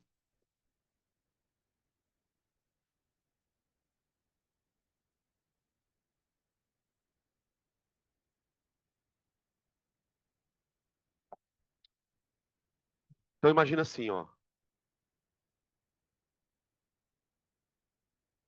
Ar frio, ar frio. Eu vou tentar reproduzir mais ou menos como já caiu no vestibular, tá? Tentar contar a historinha. A temática que caiu no vestibular uma vez foi mais ou menos a seguinte. Eu não lembro se foi no Enem ou na Unicamp. Eu acho que foi no Enem, mas só que do mais antigão. Ele falava sobre a questão de que o ar no topo das montanhas é muito frio. Tanto é que quando você vai em alguns locais, você enxerga as montanhas com o pico coberto de neve. E aí, lá neste texto, que era um texto, por sinal, relativamente grande, ele explicava por uma das coisas que explicaria por que, que o ar lá em cima da montanha é mais frio. Então, ele falava, por exemplo, coisas do tipo: por que, que o ar da montanha é mais frio? Primeiro, porque ele está mais alto. Então, pelo simples fato dele estar mais alto, o que, que acontece com a radiação solar? A radiação solar, ela atinge o chão, uma parte é absorvida e uma parte é refletida. De tal maneira que nessa região aqui mais para baixo, como a superfície da Terra ela absorve uma parte da radiação, é como uma pedra no Sol, entende? Então você tem uma temperatura maior nessa região. Aí ele começa a explicar a história do negócio adiabático, que aí o exercício fica foda pra caralho. Ele fala assim: olha, pelo fato da temperatura aqui na parte de baixo ser mais alta, pode acontecer de uma massa de ar. Eu achei essa questão bem legal, cara. Só que ela era difícil. Então imagina que você tem uma massa de ar quente aqui, não tem? O que que acontece com essa massa de ar quente? A gente já viu isso, vai.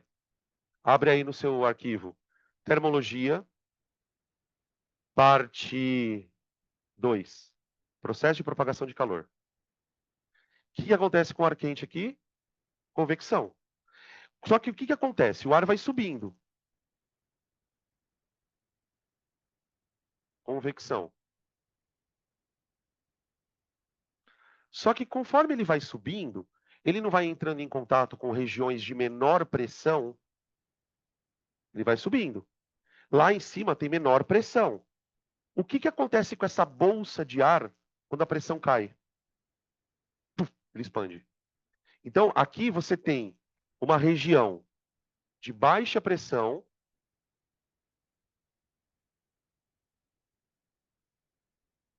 e aqui você tem uma região de alta pressão, certo? Pressão atmosférica ela é maior nas regiões mais baixas do planeta. Aí o que acontece? Esse processo aqui, dele ir de uma região de alta pressão para uma região de baixa pressão por convecção, ele é feito de maneira adiabática.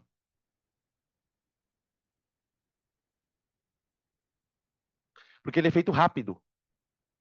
O ar ele entra numa região de baixa pressão e blum, expande. Quando ele expande,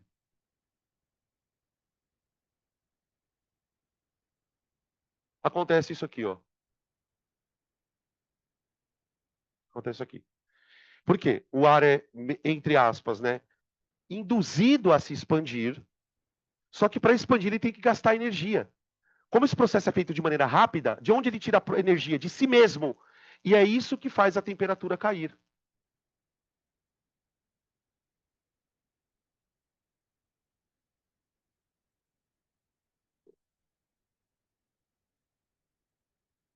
Tá? Ele falava sobre todo esse processo, mas ele não falava as palavras expansão adiabática. Ele não falava. Ele falava que o gás esfria, ele fala assim, ele sofre uma mudança de pressão abrupta, alguma coisa do tipo, e perde temperatura. Aí ele pede para você dizer que processo está acontecendo ali, tá? Então isso aqui é uma expansão adiabática. Vocês conseguiriam explicar isso numa frase? Vamos tentar fazer isso numa frase? Ó, a expansão adiabática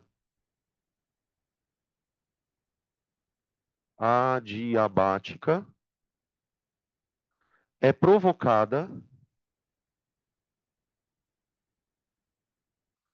pela queda súbita de pressão. Queda de pressão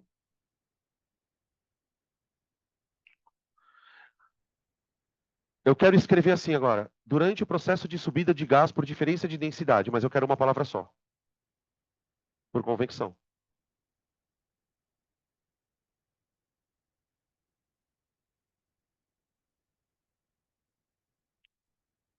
Tá? Mesmo que você não vá fazer uma prova de múltipla escolha, é muito importante que você se submeta a esse tipo de exercício. Escrever, gente, ajuda a organizar a ideia. Quanto mais você escrever coisas conceituais, quando você for fazer resumo, mais as ideias vão se organizando. E aí os conceitos eles começam a fazer mais sentido quando você vai fazer uma questão. Você começa a pensar na coisa certa. Então, mesmo que você fale assim, ah, puta, eu não vou fazer prova de segunda fase, tá tudo certo. Precisa escrever um pouquinho, tá? Beleza. Agora, isso aqui foi o que a gente viu, né? Isso aqui, na verdade, eu não tinha falado. Ou se falei, falei bem pouco. Tá? Agora a gente poderia continuar o assunto. Até aqui eu gostaria de saber se tem alguma coisa para perguntar do que eu já falei. Isso aqui é o que a gente já viu, tá? Agora eu vou fazer o seguinte, então. Eu vou criar um sistema onde eu possa gerar movimento contínuo, de vai e vem, vai e vem, vai e vem. Então, ó, para a gente poder trabalhar com as máquinas térmicas, a gente, aquela parte 2, sei lá. Então, agora, a partir daqui.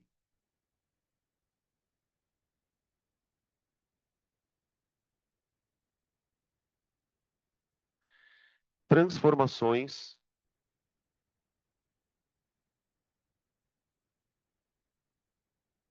cíclicas de um gás.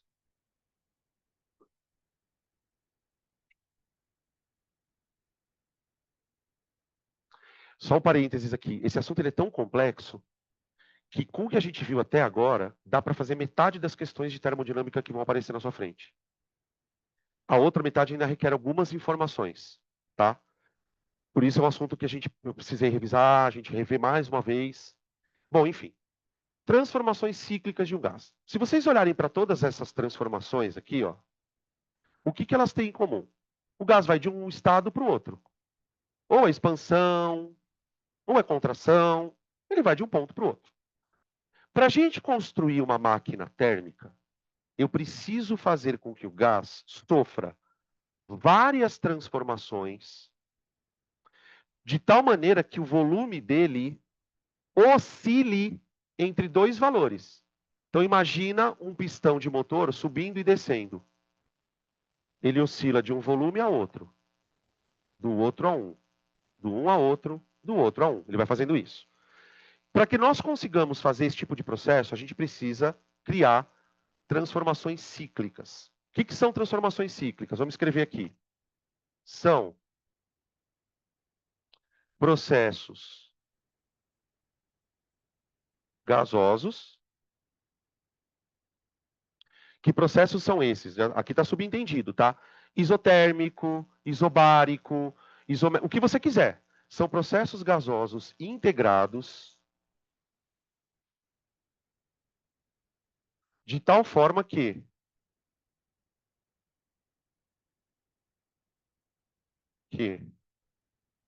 o gás tenha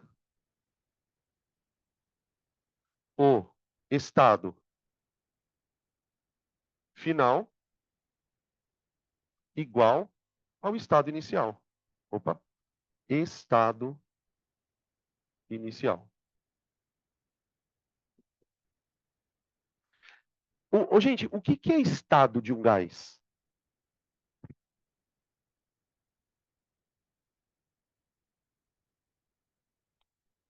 O que é estado? No contexto dos gases, né? Estado é a condição de pressão, volume e temperatura do gás. Então imagine uma situação assim, ó, o gás está numa pressão, num volume e numa temperatura, ok? Aí o que eu faço com esse gás? Eu comprimo, eu esquento, eu expando, e vou fazendo mil coisas. Só que no final da história, o gás está exatamente como ele começou. Quando eu falo em processo cíclico, eu estou falando que ele começa com uma pressão, um volume e uma temperatura, faz várias coisas e volta a ter a mesma pressão, o mesmo volume e a mesma temperatura. Eu vou mostrar para vocês um exemplo disso aqui na prática, E aí a gente vai começar a entender o motor funcionando, tá?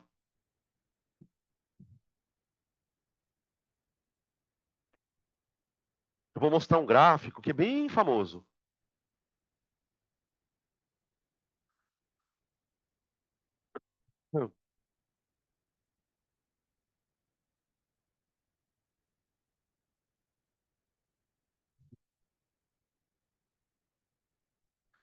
Exemplo.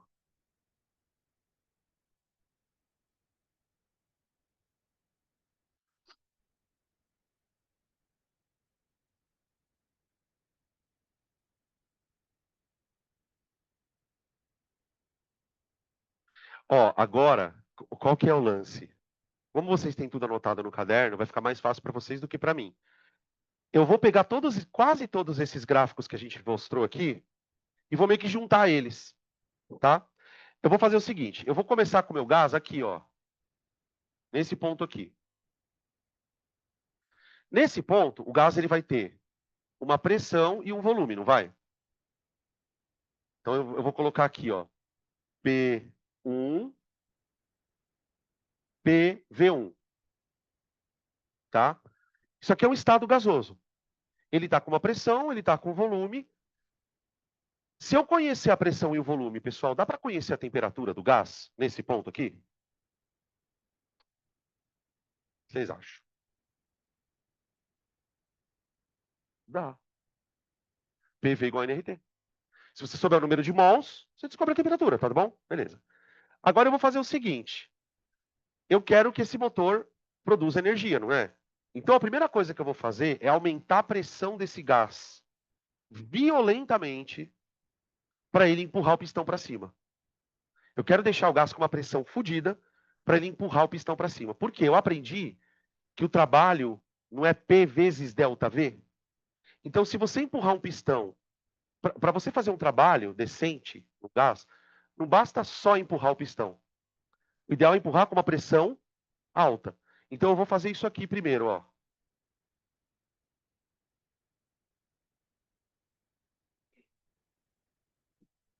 Eu vou para esse ponto aqui. O que aconteceu daqui para cá?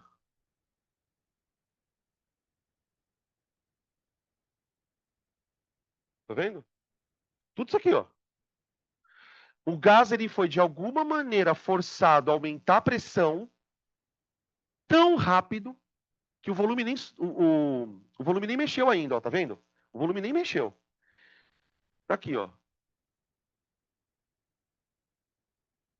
Versão 2. Beleza. Então, primeiro evento que eu fiz um processo onde eu aumentei a pressão, ganhando calor e aumentando a energia interna do gás. Então, o gás está energizado pra caralho. Agora eu vou fazer ele trabalhar. Para fazer ele trabalhar, eu tenho que fazer ele expandir, não é? Tem que expandir o gás. Então, eu vou fazer isso aqui agora, ó.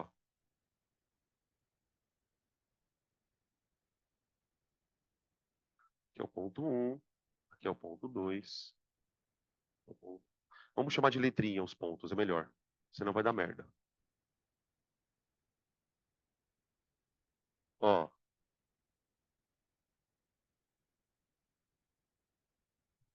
então, ó, energizei o gás, dando calor para ele de uma forma muito violenta, a pressão subiu. Quando a pressão atingiu um limite ali, o volume aumentou, o realm. Tá vendo? Nesse caso, o volume aumentou com pressão constante, tá vendo? Ele podia ter aumentado assim também o volume, ó. Ele podia ter feito isso. Mas uma coisa que é importante você perceber é que daqui para a partir desse ponto, o que o gás vai fazer necessariamente? Ele vai expandir. Ele está com tanta pressão ali dentro que ele vai expandir. Tá? Aqui ele ganhou calor, não ganhou? E aqui?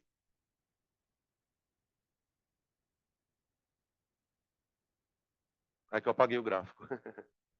Daqui para cá, não perdeu calor, não. Ele ganhou calor. Ô, gente, ele não esquentou daqui para cá? Pode olhar aí no gráfico. Ele ganha calor nas duas etapas. Ele ganha calor aqui e ganha calor aqui. Enquanto ele está expandindo, ele está ganhando calor ainda. Tá? Então, essa fase aqui é a fase que o gás ganha calor. Depois a gente vai descrever tudo isso de novo, tá? Porque agora a gente está vendo isso integrado. Agora ele está no ponto mais alto do pistão ali. Agora eu preciso fazer esse cara descer. Para ele retornar para o ponto A. Eu vou fazer ele descer de uma forma análoga a ele subir. Para subir, o que, que eu fiz? Aumentei a pressão e soltei o pistão. Ele, vum. Para descer, eu vou fazer a pressão cair.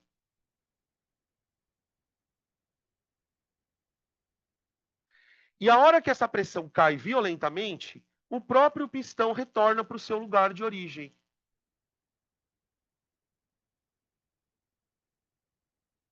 Tá? Esse aqui é o ponto D. Tem dois momentos em que o gás está perdendo calor. Aqui, ó. Porque vamos lá. Como que o cara perdeu pressão do nada sem mexer no volume? Ele perdeu calor. E daqui para cá ele também perde calor. Porque o trabalho é negativo, a variação da energia interna é negativa. Então ele perde calor nessas duas etapas aqui. Tá? Ó, eu vou fazer assim, ó.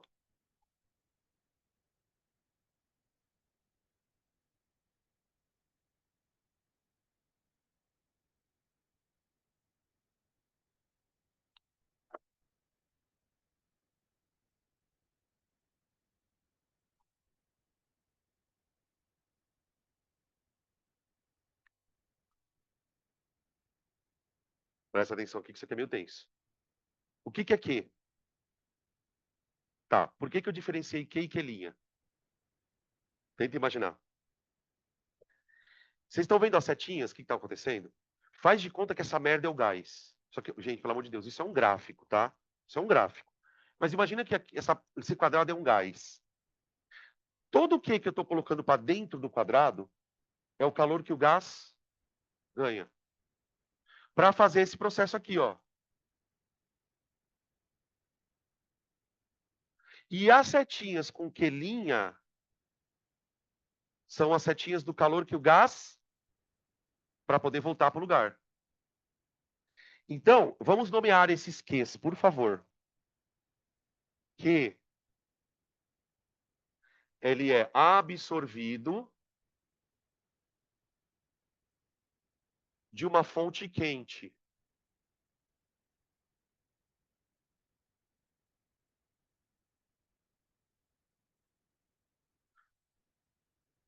Lembra da Revolução Industrial?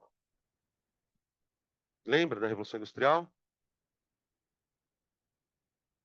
Lembra? A primeira Revolução Industrial, ela surge com o desenvolvimento da máquina a vapor. E qual era a fonte quente que eu usava para alimentar a máquina a vapor? O carvão, primeiro o carvão, depois o petróleo, né? Então, isso é uma boa temática para você ancorar o teu conhecimento da física. Tudo bem, só que tem um detalhe. Como esse sistema está trabalhando em ciclos, a gente acabou de perceber aqui que para o sistema trabalhar em ciclo, o gás ele vai ter que perder calor. Ele vai perder calor para o ambiente, pessoal. Para as vizinhanças. Lembra dessa expressão que eu usava? Vizinhança. Então, vamos escrever aqui, ó. O que, que é o quelinha? É o calor cedido para as vizinhanças, para uma fonte, a gente chama de para uma fonte fria.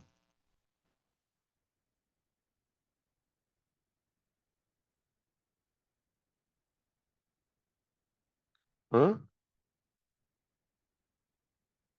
Cedido, é isso.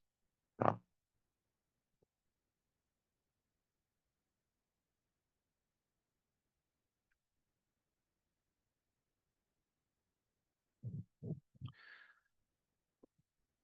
Então, no final das contas, veja o que, que a gente está querendo dizer.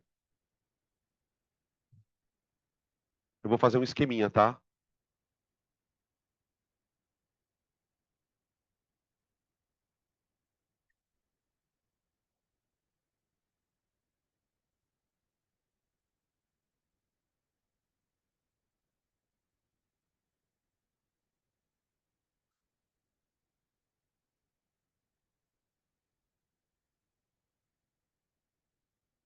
Ó, o gás, para que eu consiga fazer um motor funcionar, uma máquina a vapor funcionar, é preciso que você faça o calor literalmente atravessar o gás. Você tem aqui uma fonte quente, que seria o carvão. Então, vou escrever aqui, ó, fonte quente. Põe aí, fonte quente. Essa fonte dá calor para o gás. Só que o gás, ele vai ter que, para ir fazer o processo, ele vai ter que perder calor também. Então, ele está aqui entre uma outra fonte fria. Tá? Fonte quente dá calor para o gás, uma parte do calor é perdido. Tá? Gente, presta atenção aqui, porque esse Q, Q e QF, eles são números. Números. O QQ é o calor que entra, não é? Calor que entra. Tá? A gente sabe que o gás vai fazer trabalho nessa história. Isso significa que o calor que ele vai jogar para fora tem que ser menor que o que ele recebeu. Por que tem que ser menor que o que ele recebeu? Porque uma parte ele vai usar para fazer trabalho. Trabalho. Então, dentro da máquina térmica, ele ganha calor, ele perde um pouco desse calor, e aqui ele realiza trabalho. Ó.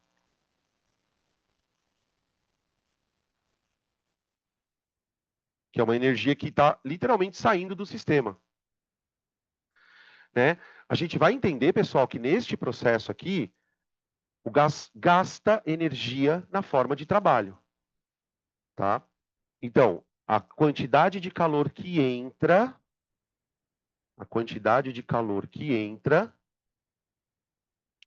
tem que ser igual ao trabalho mais o que ele joga fora.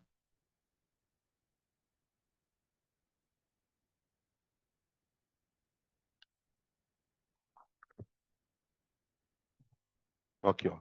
A quantidade de calor que entra é igual ao trabalho mais o que ele joga fora.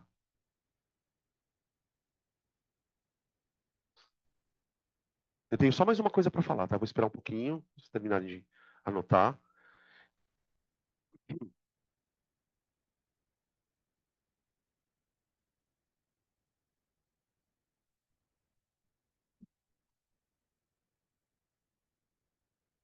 Ô, gente, isso aqui é um ciclo termodinâmico, tá? A gente chama, eu já vou estar terminando a aula, só vou concluir isso aqui para a gente depois ter um gancho. Isso aqui é chamado de ciclo termodinâmico, tá? Ciclo termodinâmico. Ele é um ciclo termodinâmico de um motor térmico.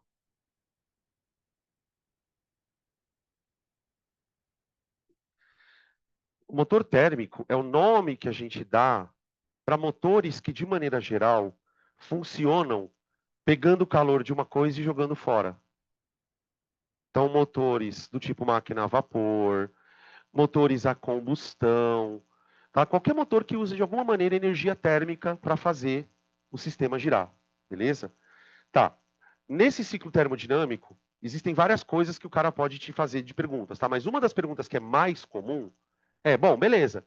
Esse ciclo é feito para o motor realizar trabalho. Então eu quero calcular a porra do trabalho.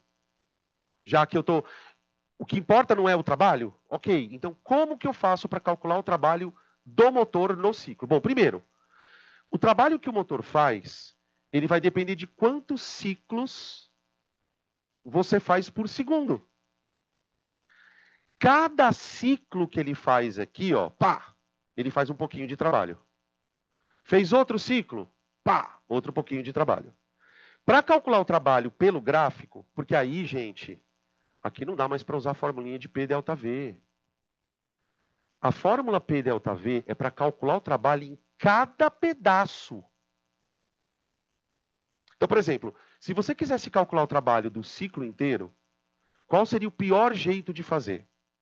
Você calcularia o trabalho daqui para cá, depois daqui para cá, depois daqui para cá, depois daqui para cá.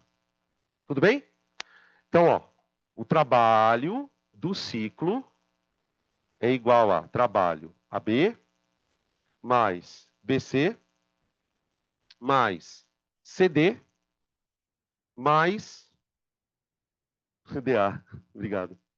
DA. Obrigado. Para evitar toda essa loucuragem, eu não vou explicar por quê, tá? Não tô afim de explicar, depois eu explico. Que é meio foda explicar isso. Se você não quiser fazer esta conta, parte por parte, calcula só a área do que está aqui dentro, ó.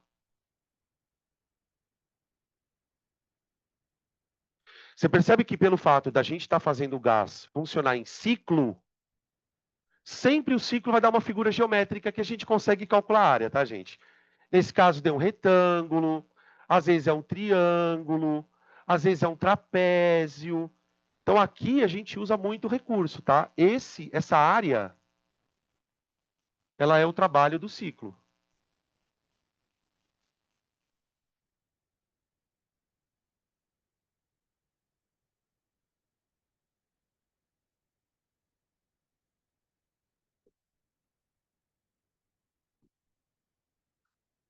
Tudo bem? Faz sentido isso que eu estou falando? Já perdeu faz tempo, né? Uns 40 minutos que perdeu. Calma aí que eu tenho mais uma coisa para falar, gente. Quando eu falo de motor, eu falo de potência, né? Como que eu calcularia a potência de uma máquina térmica?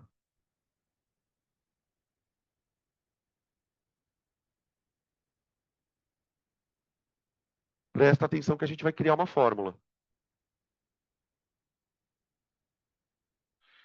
Olha só, gente. Vem cá. Potência não é trabalho por tempo? A gente discutiu isso na aula de ontem. Para eu calcular a potência do motor, imagina que você tem um exercício onde o cara fala assim: olha, tem um motor térmico que está operando de acordo com o seguinte ciclo termodinâmico. E dá o ciclo. E fala para você assim: calcula para mim a potência do motor. Presta atenção o que você precisa saber para calcular a potência do motor.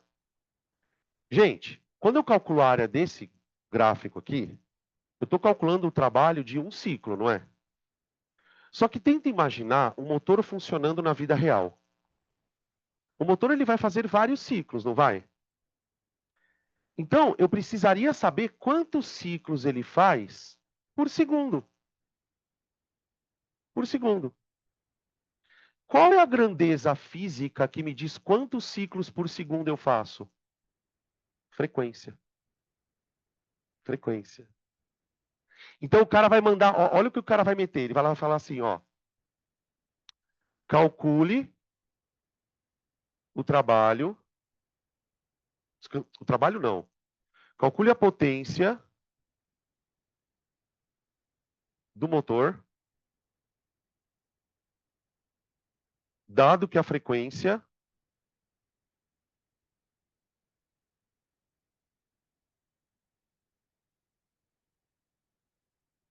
vale F. Vale F é boa, né?